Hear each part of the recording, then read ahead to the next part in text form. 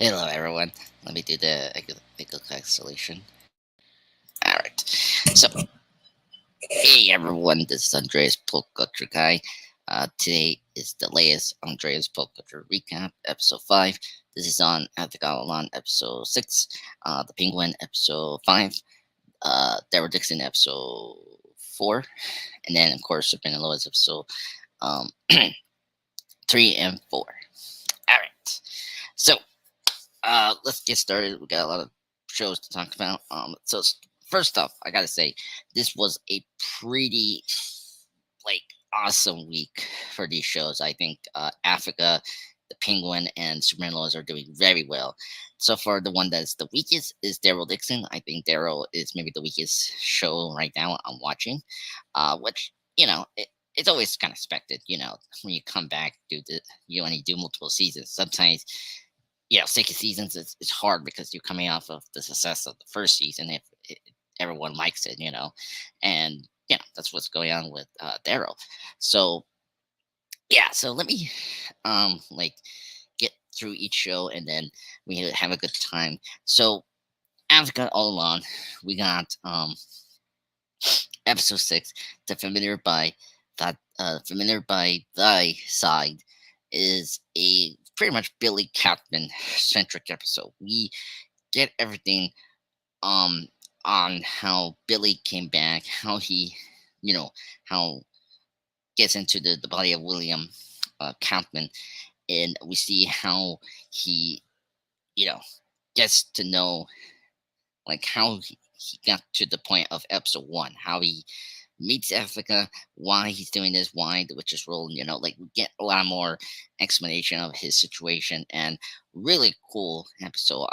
This is the longest episode that Africa Alon has done. This is their longest episode, which makes sense because they're trying to, you know, um, uh, explain the reveal that Billy is Billy Maxwell. I say the teen is Billy Maxwell. So we start with of course, William Campbell, a teenager from Eastwood, who's like celebrating his bar mitzvah, and here he encounters Lydia, which is very interesting. So Lydia is doing her like phony kind of like remind kind of job that we know from episode 1 or episode 2. Sorry, and when he reads William on the pond, something does not disclose, so Lydia casts a sigil on William to like protect him and instantly forgetting his identity. Very interesting. I think. I think. I think that scene, you can tell that something was going to happen to William, which of course after the bar mitzvah, we notice that this is the day where Wanda, uh, the hex starts to be open, and like that was the series finale. So uh, everyone gets out, and William is with his parents, and they drive, and then one thing to another, they crash, and it seems like William was dead. He pretty much was dying in that moment, so he died, and then we hear some voices of Tommy and Billy talking, saying goodnight to each other, and this is where Billy is now in this team body. So um, after that, I say, uh, it, you know, so Billy, struggle, in this moment we see him, he struggles to adjust after the accident due to the newfound ability of reading minds and his lack of memory of his life before.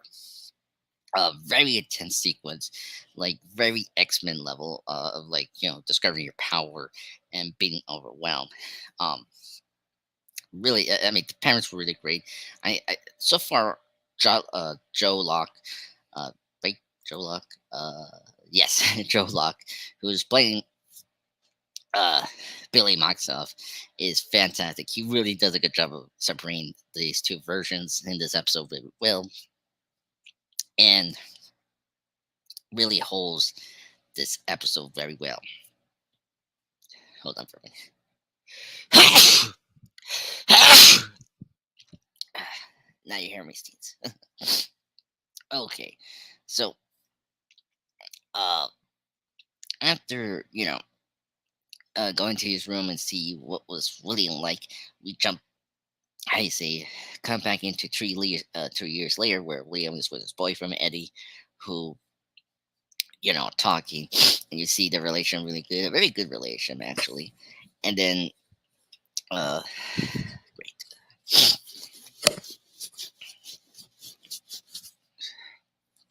Ugh, allergies. So they're talking, and they're supposed to meet someone, and we see a big surprise cameo. This was maybe the biggest surprise in this episode, was seeing again Ralph Bonner, that was played by Evan Peters, and he. So this is like a dump exposition from him to Billy of what happened with the Westview. He explains that one didn't control everyone in Westwood. He had to pretend to be an uncle of the twins, and this is where Billy now rediscovers Tommy, his other brother, right? And then this is where he talks about how he was controlled by Agatha, another witch, inside the text. So he and he tells them what happened before and about the twins, Billy and Tommy, and making Billy realize he's actually the former. So all of this kind of helps Billy what remember his previous life, and this sequence was very fun. It was, I think this is one everyone's favorite moment in this episode because Evan Peters is a great actor. His his parent like his very anxiety slash paranoia, uh, you know how you say, presence, and just the comedic timing just works so well. I thought it was really great. It dragged a little too much. You know, I'm still disappointed what they did to Evan Peters. I mean, we got Secret Wars. I don't know.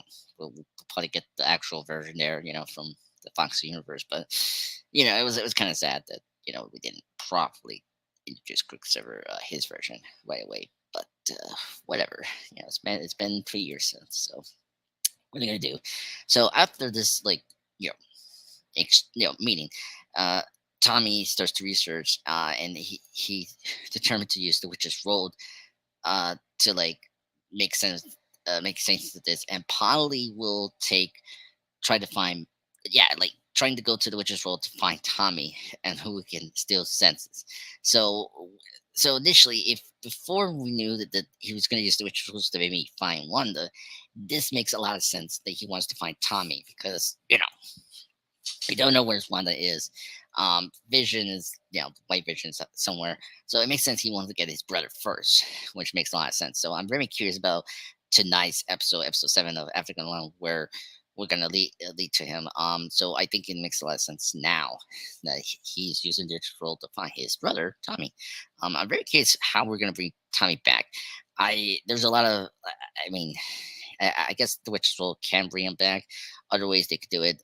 I mean, to reinvent Tommy, it'd be kind of cool because Billy feels like more of Wanda. I think if we're gonna have that Vision show, that we're gonna get, that's gonna wrap up the WandaVision trilogy, I think they can do is actually adapt. They can fully adapt the Tom King run of Vision, right?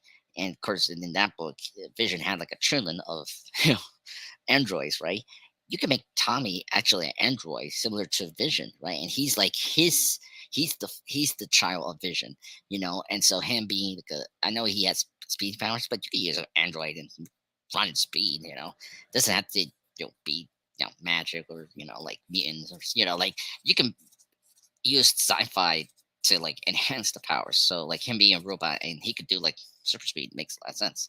So you just have to make it more sense. I don't know how they can do it, but I feel like I like the way it makes sense to like you want this children to be like the suffocation of the the one division family.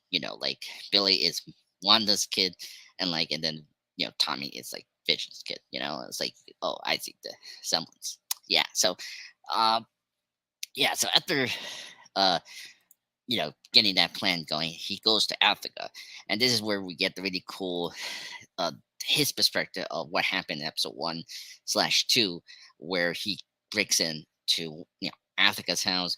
He you know able to break the spell, and you know uh from Wanda's spell, right? And then after that really happens, we come back to the present day, where Africa escapes in the mud, and realizing the scissor has been destroyed, he, so this is the Billy's goal, is to tell the talent that they must continue together since he cannot control his power. So this exchange is where they get their how you say pass, or just like rivalry out of the way.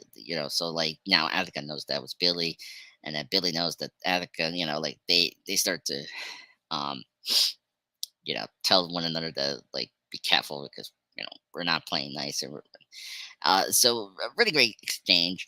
I think that Joe Locke and Catherine Han is fantastic, duo, and very curious where we're gonna take them.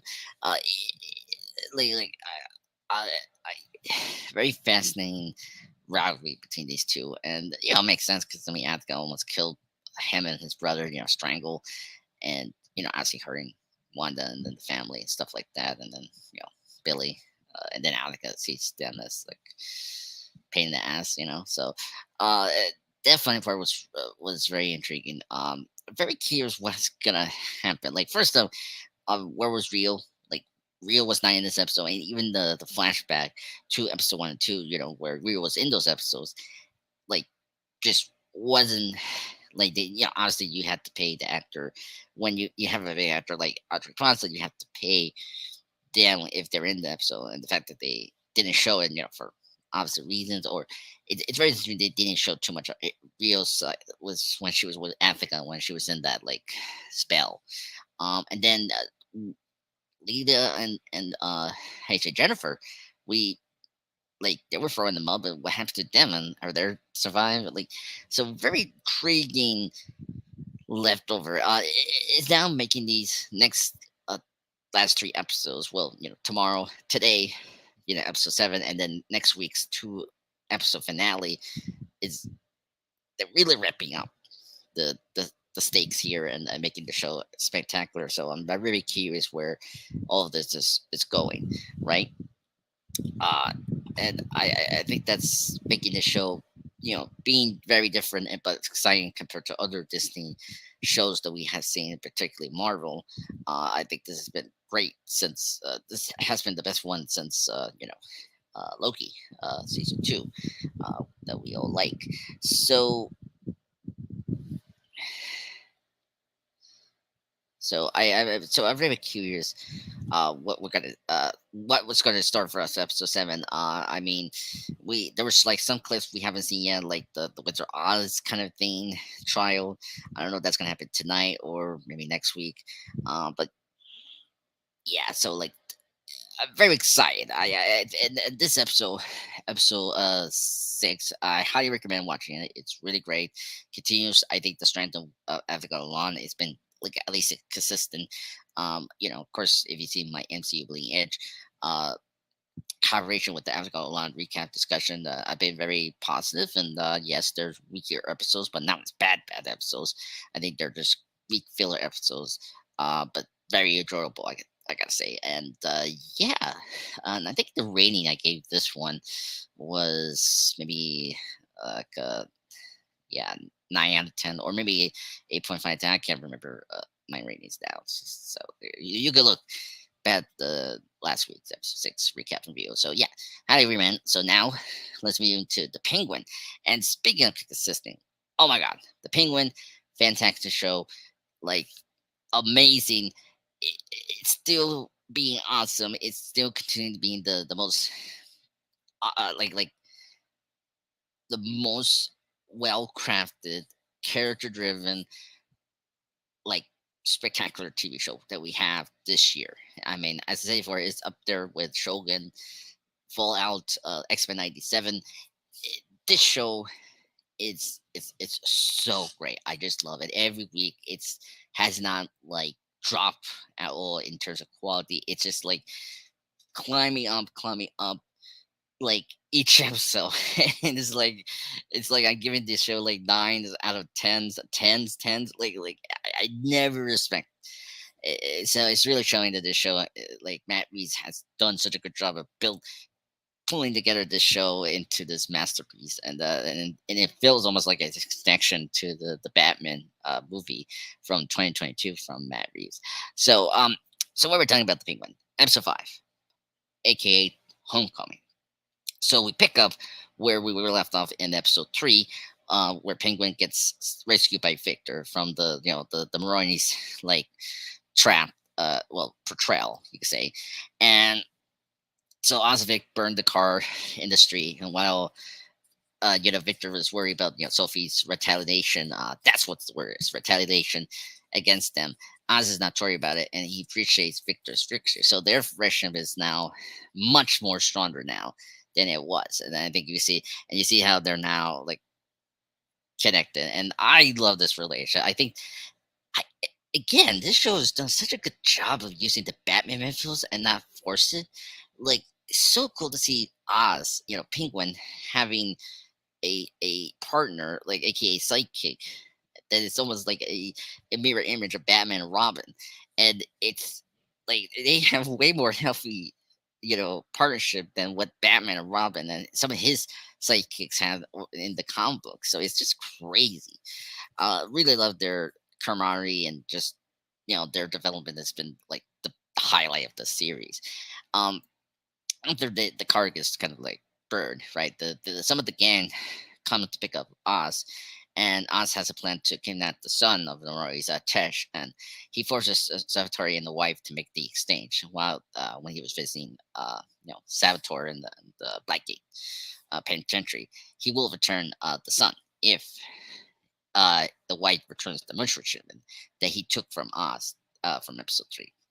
So they agreed. They reluctantly agreed to the terms. So on his way to prison, Oz sees the news of a ghastly killing nearly everyone in the Van Cone estate. So here we transition to Sophie, and we get the aftermath of what happened in episode 4. Of her killing pretty much whole family of the Falcone family, except for her cousin's daughter. She survived. She's now going to go in um, the children's service, and so that's really sad. Um, and during this, we get a surprise cameo of the police chief from the Batman. I think he has a name here. Yes, the actor that plays him is Peter McDonald. He oh no, not not Peter McDonald. Trying to find the uh oh, okay, this one. The actor uh Con O'Neill. He is the English actor. I see. Oh, he's the actor from Chernobyl, Art Flanks Me Death, and he was in the Batman, who plays the chief Mackenzie Block, the police chief. He comes back. Oh yes, he's in Midsummer Murders. Oh, cool. I'm sorry. Anyway, he was also in Class. The Doctor Who spinoff from 2016. He has a lot of resume. But anyway, so he comes back from his role from the Batman, and he's like asking some questions with Sophie about what happened, where was because all is accounted for except for Johnny Villa is not there, so we don't know what happened to him. So you know, uh, yeah. So yeah. So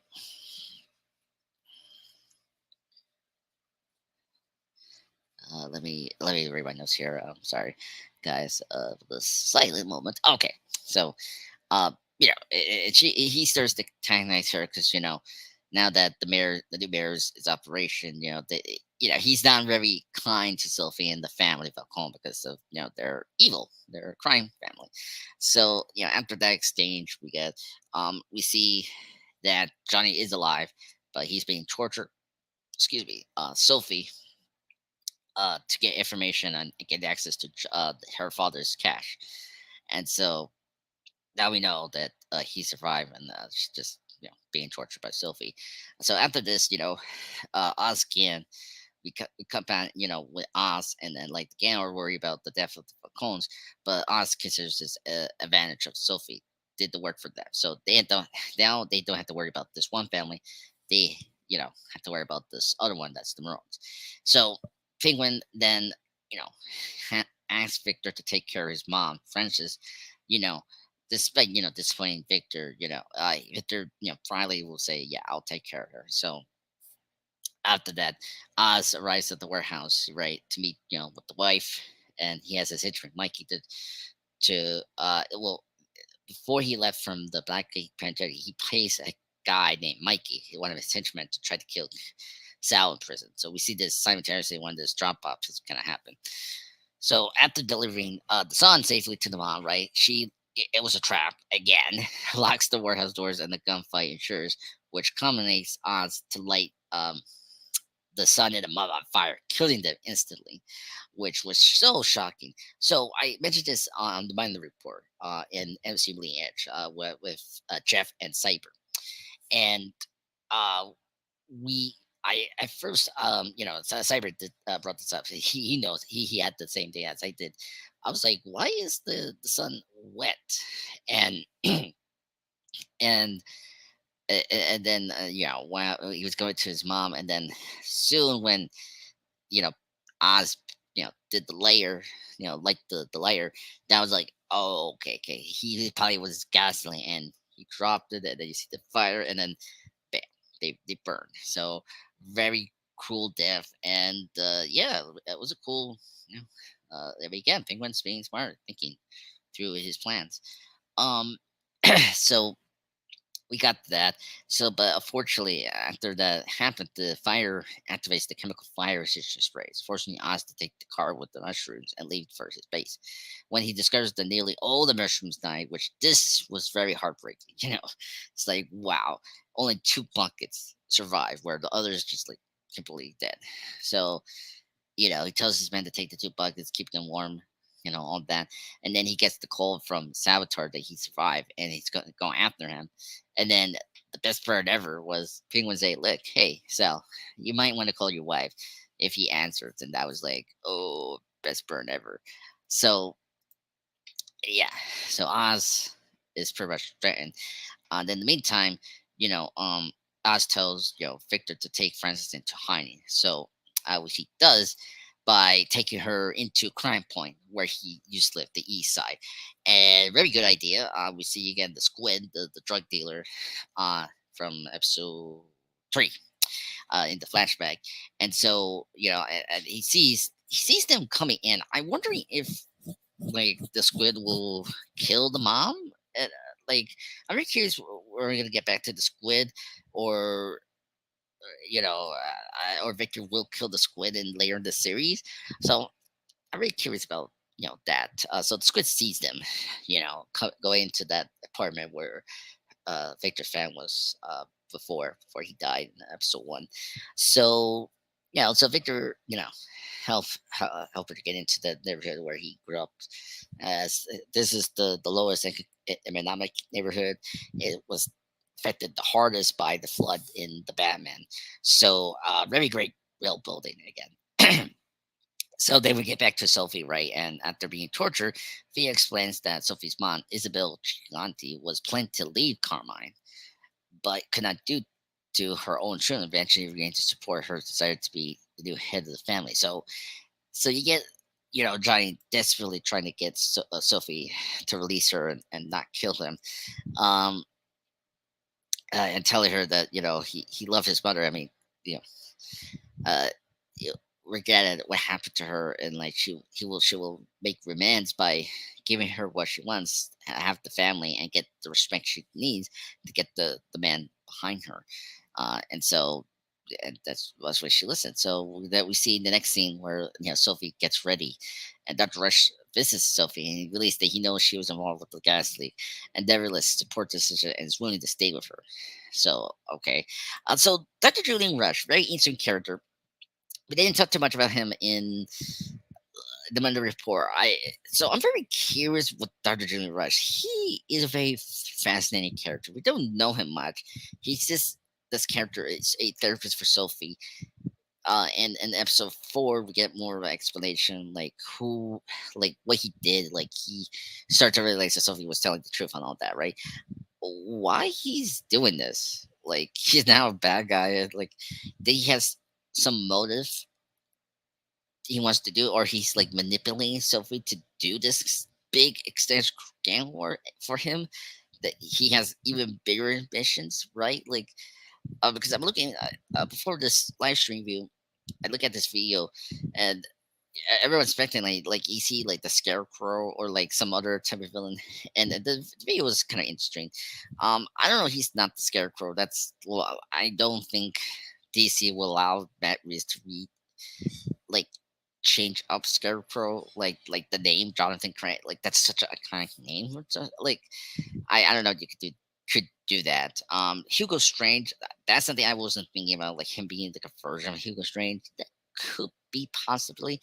Um, I don't know. Like well, first of all, I really want to see Hugo Strange in a movie, one of these Batman movies, like forever. And I mean, we got him in the Arkham game, which was great for Arkham City, and obviously he was in the Gotham show.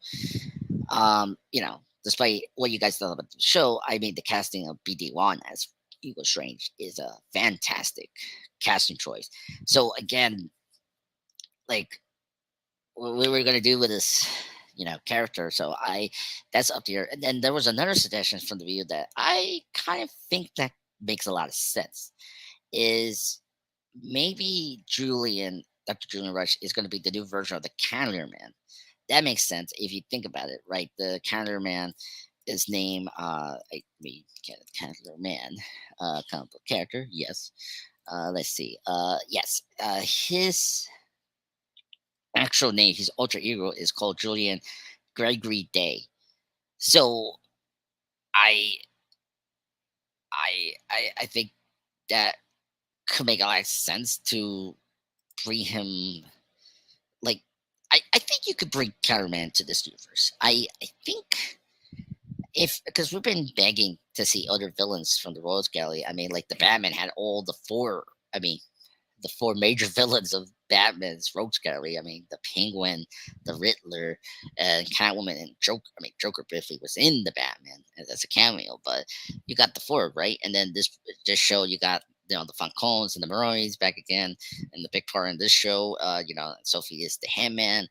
I can see this version of Dr. Julie Rush as the version of this version of Iron Man in this universe. I think that makes a lot of sense. And I and then the change of, Day to Rush, that makes sense. I like the name, change the name of Julian Rush. I think it's better than Julian Day. I think that could work. I mean, because we're pulling so much of Batman, The Long Halloween, and Dark Victory, and I was always kind of curious. I mean, with Nolan, when he adapted The Long Halloween, well, yeah, it's loosely, basically adapted The Long Halloween for The Dark Knight. You could have done way more and introduced more characters in the from the Rogues, which, I mean, unfortunately, he just wasn't committed to the Batman franchise because a lot of X factors, particularly Heath passing. I think the Joker, if he'd survived, I think we could have got more Batman movies or had a more concrete Dark Knight third film with Heath's, right. But you know, it's standard there. But with the Batman, I'm pretty sure Matt Reeves is really expanding his Batman world and trying to pull a lot of things. And so far, it's been successful. I mean, the Batman, I love the Batman movie. It's my third favorite after the Lego Batman movie and the Dark Knight. This show, it's like, I mean, the best show of 2024 after like Shogun, Fallout, X-Men 97, and this is fourth. Or it definitely can top X-Men 97 and become, maybe, I get this see in my ranking list number two. Um, yeah, yeah, this is very intriguing. Um, Maybe Cataract could be the possibility, but the reason I'm talking about this is because, speaking of Cataract, let me pull up, because I know you guys probably didn't know who is Cataract. Like, who? Andreas, tell me, who's this Cataract guy? And I will show you. And let me give me a minute. Um, uh, I as we do. Uh, I hope you guys have a good day. Good sunny out there. After my live stream, I'm gonna take a shower and get myself ready for tonight. Okay. So, Catman has a lot of looks here.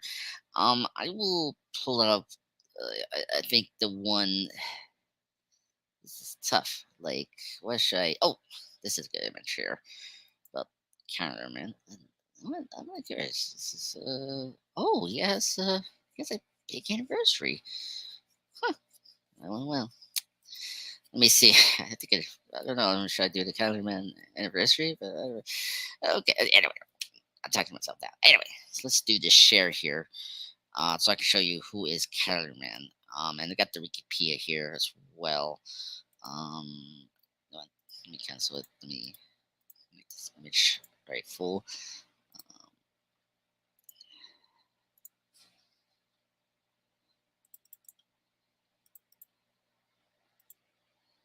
okay, so right there. So this is Counterman. You see here the various designs he has here. So like the different meanings. So like you got the top row. You see the comic book appearance. So the sorry guys, I'm a lefty.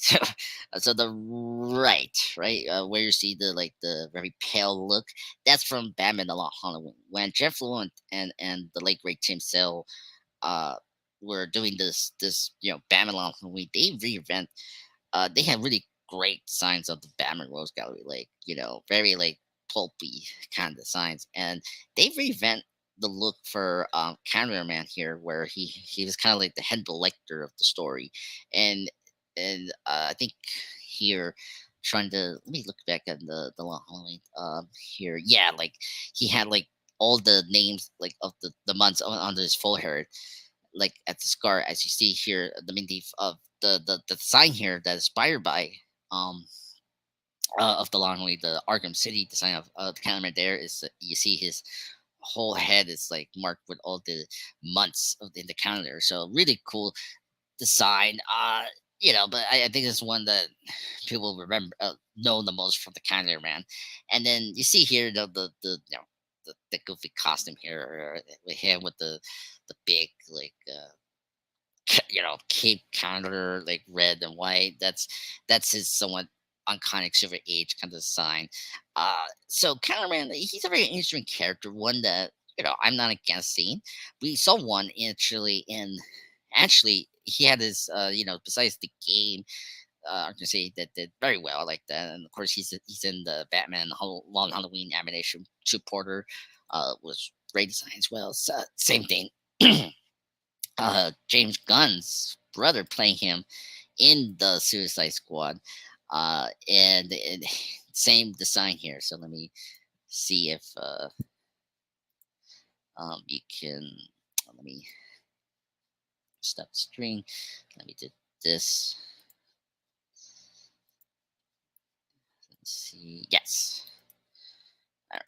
So you see here that's James Gunn, his brother Sean Gunn playing he played the counterman in the Suicide Squad as a cameo. So that's how he usually looks from the Long Halloween and then the Arkham City this uh, game you played and the animation two parter of Batman Long Halloween. So like that like is the design of counterman. So yeah. So that's the counterman, and who is he?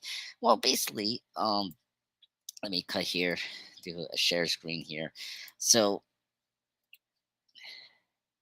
so Counterman is a Superman. He's a main enemy for Batman, and he's been with the Batman Rose Guard since 1958. This is his 60th anniversary, 66th anniversary, which is crazy. And you see here, he wears like, so he often wears costumes with calculate, uh, correct with the date of the sign of crime. His name is reference to Julian and uh according Candler's. Oh, that's cool. In his debut, the character was dead as a joke villain, which is annoying, but years later the writers, made the character darker and disturbing. That toys with Batman, like Hannibal Lecter, I say for it. And the creators here is actually the iconic Bill, not Bill Murray. Oh my god. Whoa. Oh, crazy. I'm talking, losing my voice here. No. Anyway, so he first appeared in Detective Comics issue 259, September 1958. He was created by the awesome teen dream of the Batman comics, Bill Finger and Sheldon Moldoff. Yeah, and he's been with the Rose Gallery for a long time. So he's like the you know, t- and he's the one that just like a lot of the Rose Gallery changed a lot. Him actually, just the same year Desha was, I think, he popped up, uh, as well as part of the Batman Rose, and he's major as well. So so that's who's the character is. We'll see if Dr. Julian Rush is going to be the version of Catman for the Batman Reeves version. That makes a lot of sense. I mean, you're doing part two. I mean, we'll see. And to wrap up the whole Dr. Julian Rush thing, I want to bring up this one thing. Maybe makes sense. I don't. This one is weird. Not weird, but like it's something that I'd like to see, but it's like Reeves hasn't really committed to this. It's the video I saw today for the live stream. The guy mentioned the Court of Owls. Is he working for the Court of Owls, and like he's manipulating this situation so that like the Court of Owls can take over Gotham City from these families, right? And like just Penguin there doesn't have a big army, right? Uh, like I mean, it makes sense, but we haven't yet. I like the Court of Owls as well, but like ever since the Batman, I mean, it's I don't know what's going on with DC. When they think about like 'cause so many years now, it's like people want the Court of Owls. Like that's like that or Mr. Freeze and like particularly Mr. Freeze. Like they want to see them be again at the big screen, and it's like I mean, Court of Owls is so easy to do and then start. Mr. Freeze is kind of tough for me with seeing what Matt Reeves is trying to do here. And I can understand that. Like I can see Mr. Freeze in more what Guns Users is doing more than Matt Reeves. So I I don't know what he's doing here. Um so again, I just don't know if Matt Reeves will commit to fantastical and elements from Batman. Like he's so straight gun hold outdoing Christopher Nolan with this dark and grounding in reality thing. It's like, come on. It's like, just move on.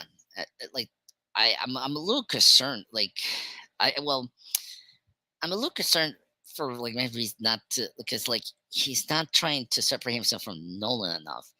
And it's like, why you want to like to step over a director that redefined comic books, movies in general, and like he has the one of the greatest sequels ever made. And so you cannot top that. I mean, you had to work 90 days to make this new version of Batman to like outpace Christopher Nolan's Dark Knight trilogy. I just, uh, but as I say before, like he's like he's to win the Batman and the Penguin has been great. So I trust Matt Reeves. I mean, first of all, he did goddamn Planet of the Apes movies. I mean, the Caesar trilogy. I mean, well, the last two Caesar trilogy movies, Dawn and War, they're great. So half of me wants him to do the fantastical elements in the dark way. It's not that hard, but I need to trust him as well because he's done such a good job pulling off the Batman and the Penguin, and it's been very good. So I will wait and be patiently see what he has stored for us for the Batman Part Two. That's in 2026. But so getting back to the Sophie thing, so that's my thoughts on the whole Doctor Doom thing, how he's going to work on the show, and then moving forward wherever he survives, right? So so Sophie, I say, gets Johnny to set up a meeting with the last remaining henchman of the family, proclaiming that she's now taking over the business, as you say, well, which via receipts. Um, and she then claims she will use her mother's maiden name, Gigante, to start fresh with the family. And it's like she's telling them that you've been pushed, been under appreciated over the Falcone family, where she will start a new family where you're not. And it slowly, like, kind of noise via even more. And, as he say, like, look, so we have to have that now, like, and then all of a sudden she shoots him dead. So finally Johnny died by her, and blood is spreading here, and then I was so happy he died because he was so annoying since the beginning, and so he deserved that. So the man sees the money as she pulls up the bag from the stash, and, and one guy's like, "Can I, Miss Gigante?" And she says, "Sure," and then everyone did, and so now they're behind her now. So yeah, and the Dr. Rush smiles. So yeah, so we got that, and we're wrapping up this episode. To get into the last two shows.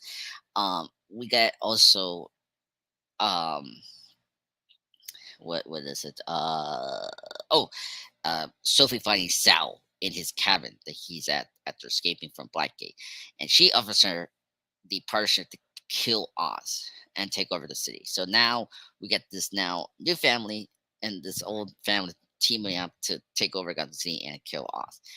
Very intriguing, very exciting for now. The next last three episodes. I mean, this is also 8 episodes as well, and well, 8 episodes for this show because I forget that like, Agatha is like 9 episodes, and next week they're putting 8 and 9 together as big finale. Crazy.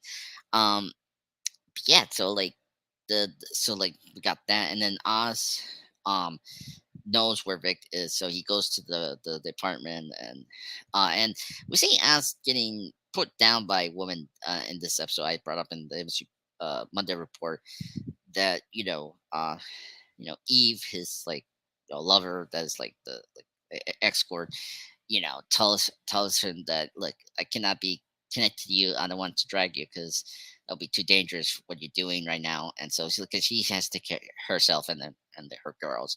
Very noble and a very interesting relationship. And then you got the Francis, her, Penguin's mom, and this department just reminds her too much of how Penguin and and the other sons grew up.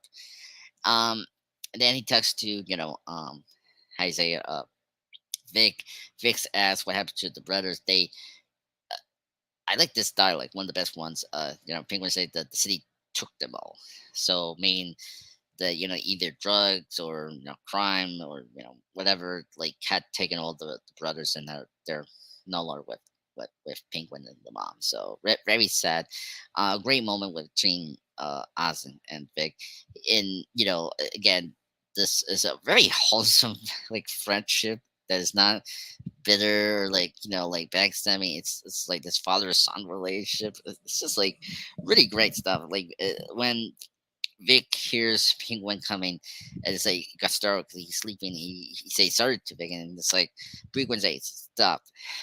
Like you helped to hide my mom." So like very cool because I mean, in mafia terms, if you were slacking and sleeping, you could have been in a lot of trouble. But the fact that you know he did his job, hiding her, it's in a enough said, and whatnot.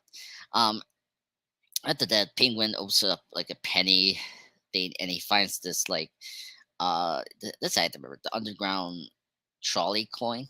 So he takes Oz to a trip to Comcam to this abandoned underground trolley station where he visited in his childhood. Oz turns on the lights, and then you see the station as a space for his bunch route operation. You know, Oz gives like a question to Vic, what's human and dark here, and what grows here is like mushrooms. And as Vic reply, and that's what happened. And then when the lights, as the power generator kind of like cuts off the lights completely, that's when the episode ends. Fantastic episode. As you see before, this was still an amazing episode. I gave this a 10 out of 10.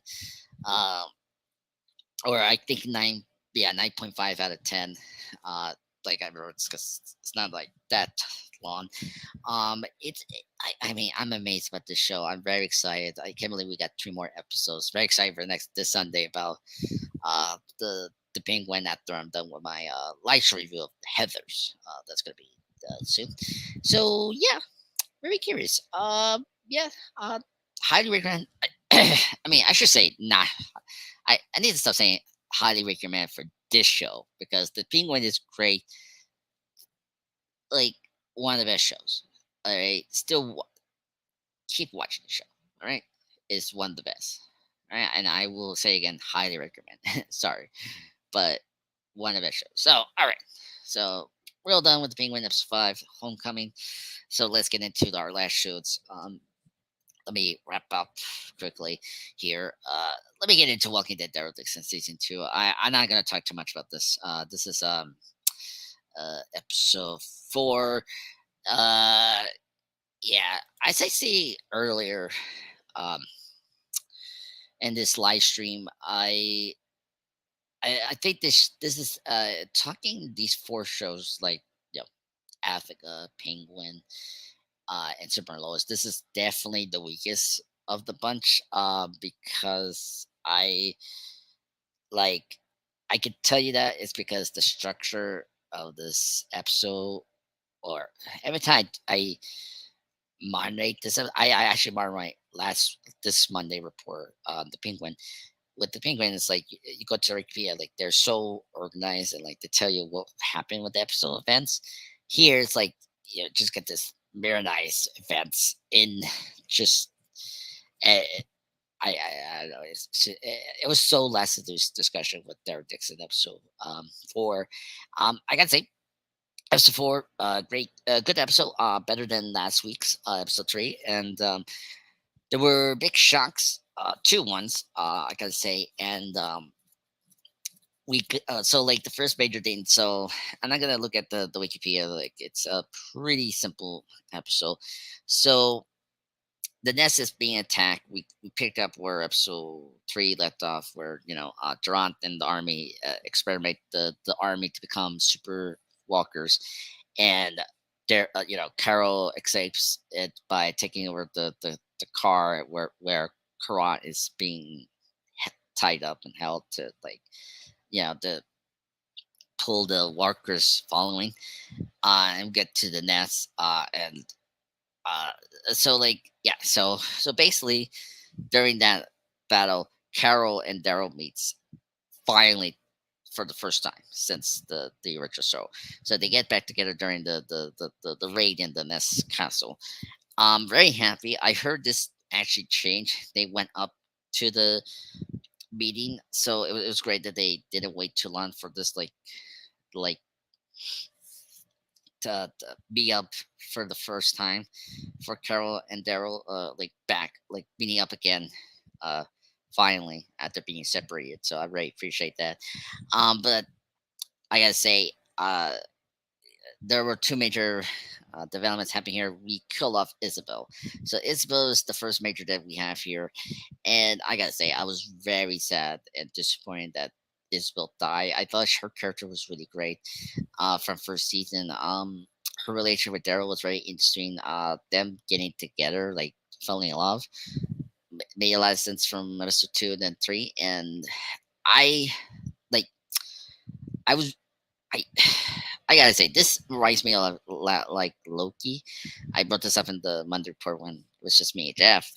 That uh,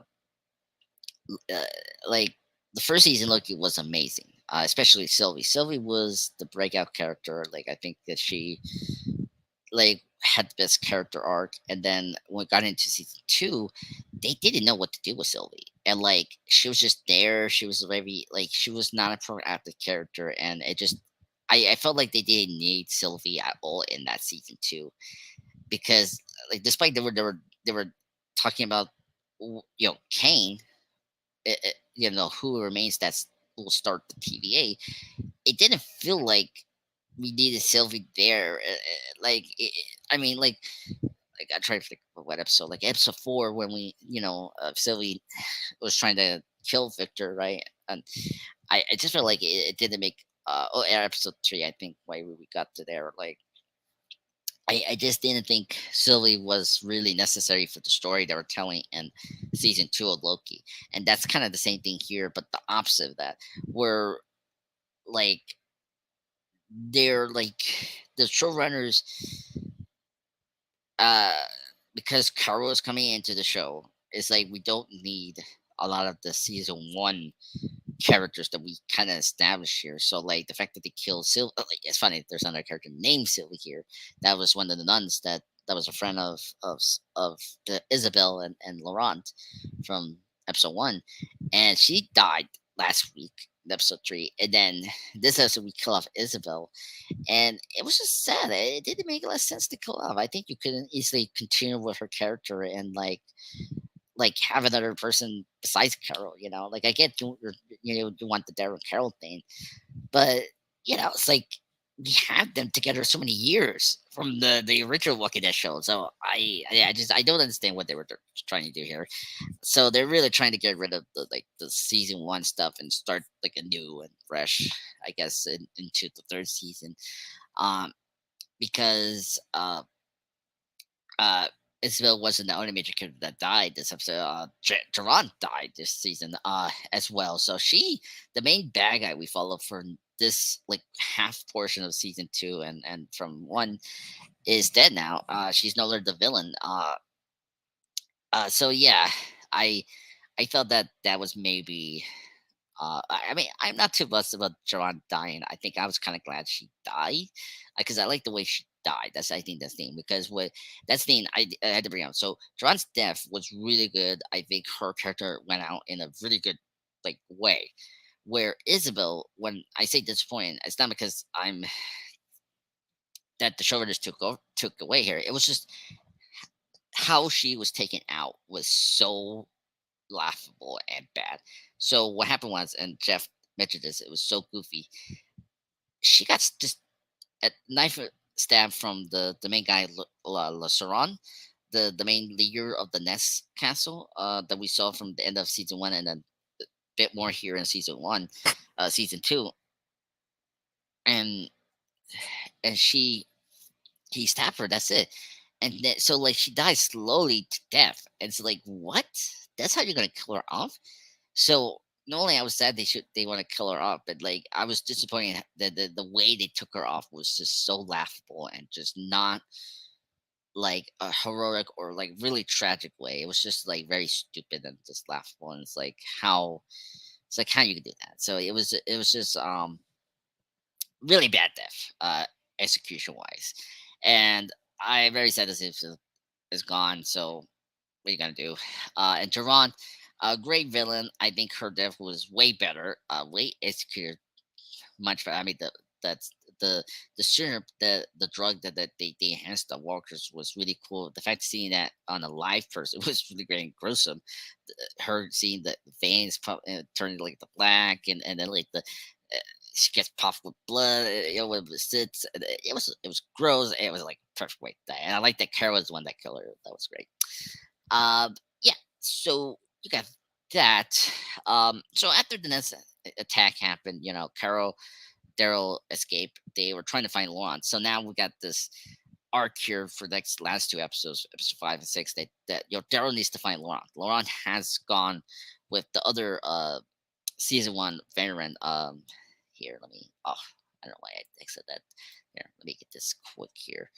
Um, so, let me find here.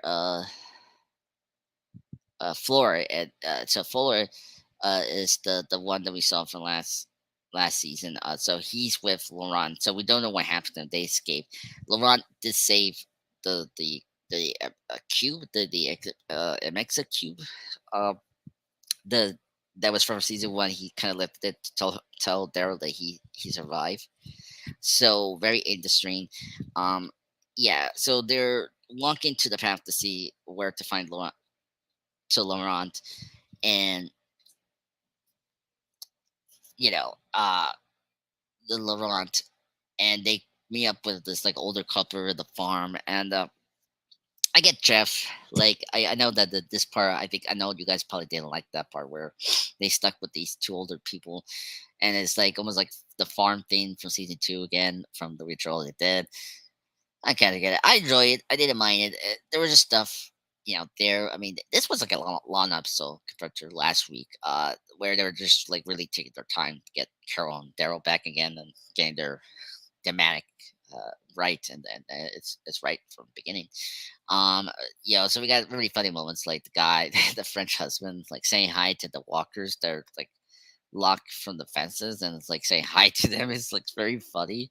And you get and then it was very funny to see the dementia guy. They take the car from this dementia guy to like hot it up, um, or like yeah, hot it up again to take it to the road. So yeah, so that's what happened, and it's typical Walking Dead thing. So I brought up Jerron's death. So what happened to Jerron's death and where Carol Killer was like, it was in that area where they were like, so like, as typical. Just like first season, where the army goes over some areas that people are alive, they will take some of their supplies, and if they give them information or something like that.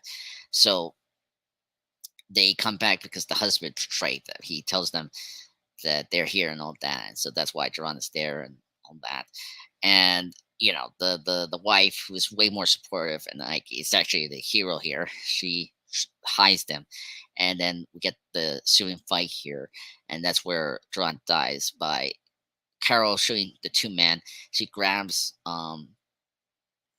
you know the like serum gun and shoots at her in the back, and that's where Jerron dies.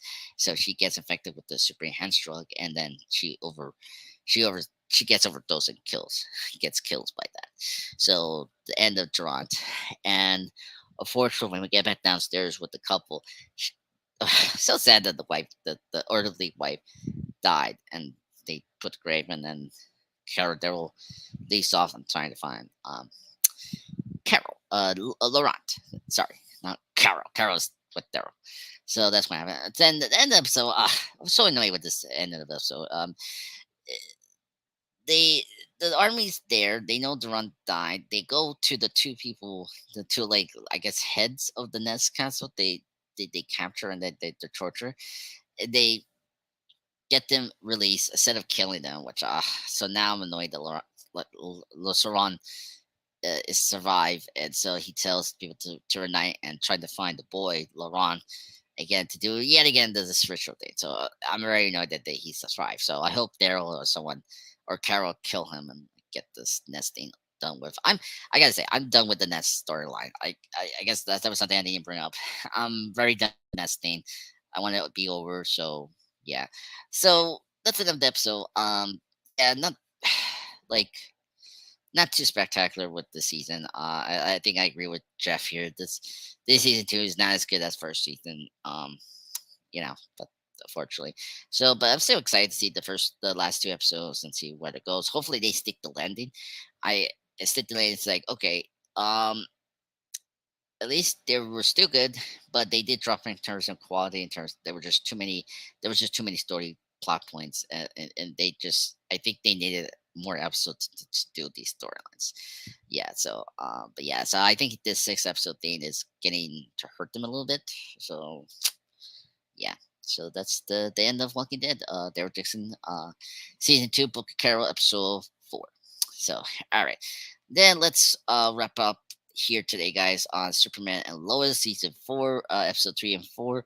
Uh, Always my hero and the perfect good wedding. So now another great show.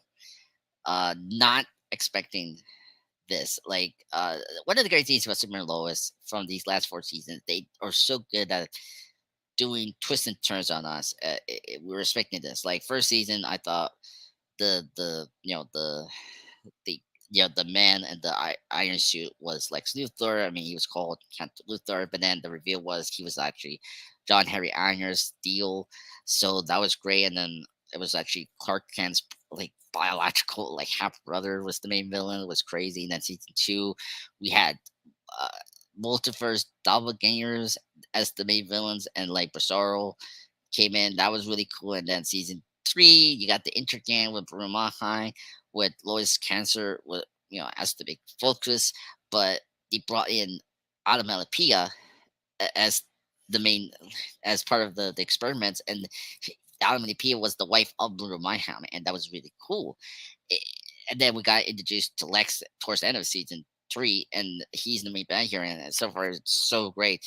And got Doomsday here. It's like the show is just done really great things about the show to expand and explore the Superman lore of Superman stuff here. And this new episode is really good. It's interesting what they do. So this season is very much inspired by the death and return of Superman.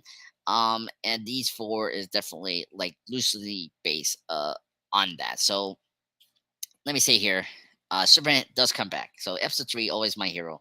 Superman comes back because Sam Lane sacrificed himself to defeat Doomsday, but he gets his next snap by Doomsday. But he used the formula that Brew, how you say, what? Let me find here. Ejects him the serum while Sam ejects the serum that Bruno had created for Brisaro to resect Brisaro from season three. That's why Brisaro came back. And so the team used Sam Lance Hart to revive Clark. That's how they brought him back. That makes sense. So the heart thing was the thing that to revive it, but because they lost Clark's heart by from Lex from episode two, Sam helped actually a lot to save Superman by being the one to sacrifice. And so that was really surprising. I did not expect Sam going to die this season, but it made a lot of sense actually. You think about it, just like Robert Downey Jr.'s Iron Man, where they tease that he was going to die. Like in Infinity War, they kind of foreshadow his death in Endgame. So, well, not the way, but like he was going to die because you know Tony got stabbed by Thanos in Infinity War, and then that kind of hinted that he's definitely going to die. So that's what happened. So the fact that he almost died in episode one kind of foreshadowed that he was not going to make it. So yeah, so like so Sam Lane dies. I'm very sad to lose Sam Lane here. I thought the actor that plays him, let me pull his name here, Dylan Welsh is fantastic, really great actor. I seen a little bit of Unforgettable, great show as well. I need to start watching that again. uh yeah, crazy. He's been in a lot of things here. Uh Secretariat. He's been in a lot of shows like New Orleans. He was in Arrowwood, industry. Nip Tuck, Dr. Sean.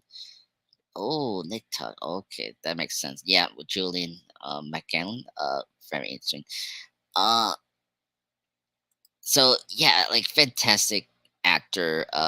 Very sad he's no longer with us. Oh, he was also in Blue Bloods. He played Mayor Pure Chase. In the last layer half of the series. Um, yeah, so very sad that he's no longer with us, and yeah, he did his best to try to stop that. This episode we see so episode three we see more of like John and his daughter, Natalie helping out to like to defeat Doomsday. And you know, same time Lois does publish a report on Superman's death, leading an argument between the twins, and which another big surprise here. Besides the same Lang stuff happened, we also get Jonathan getting his powers. He manifested his powers this season. It's cool. It's really great. I think that's really neat. And I will let me jump around with the episodes because he's definitely become. I think Jordan needs to learn a little bit more hubris of being a superhero. I think they're leaning towards Jonathan becoming the Superboy and be maybe the one to take over the Superman role. Maybe makes sense. I mean, first off, his name is Jonathan, so the name honoring Clark's the adopted father, Jonathan Kent. That makes a lot of sense. And we see Jordan give his suit to Jonathan in the end of episode four.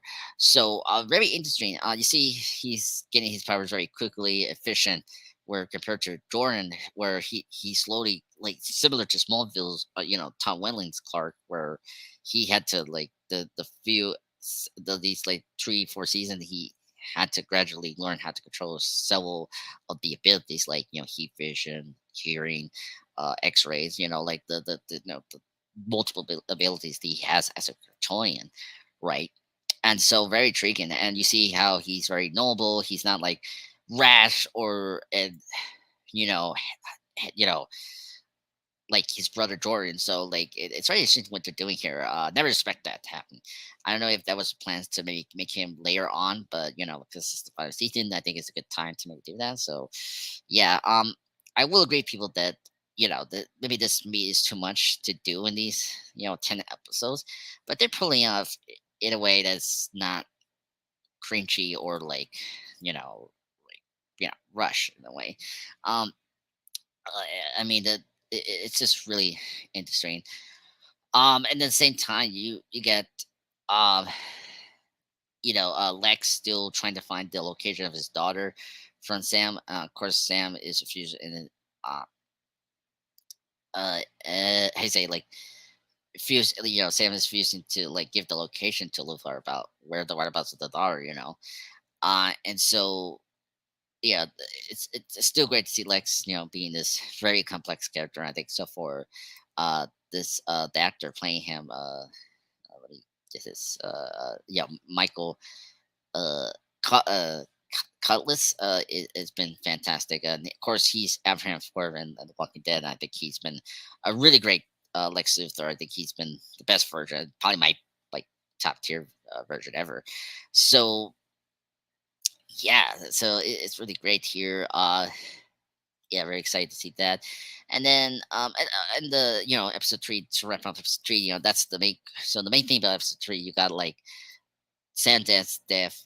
His heart is used to revive Superman back from the dead. uh Jonathan is developing superpowers, so like he is developing here.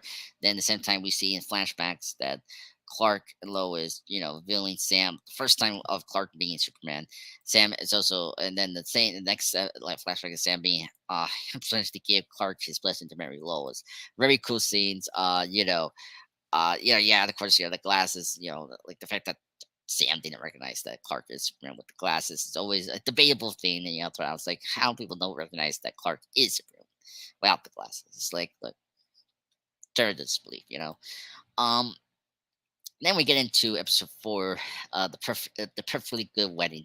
So Clark does return from the dead. He flies briefly with Jonathan, and he realized that he has less strength and stamina, and so he's it's kind of like being affected by the fact that he's not loner powerful as he is because of the heart he has now with Jonathan, which makes sense. A cool way to make this now the stakes a little higher is that he's not as powerful as he is before. And then at the same time, you see, the wedding for Christy. It was, yeah, Christy, uh, Bobo, and Kyle. What's this guy name? Miss Bobo. What else? Oh, okay.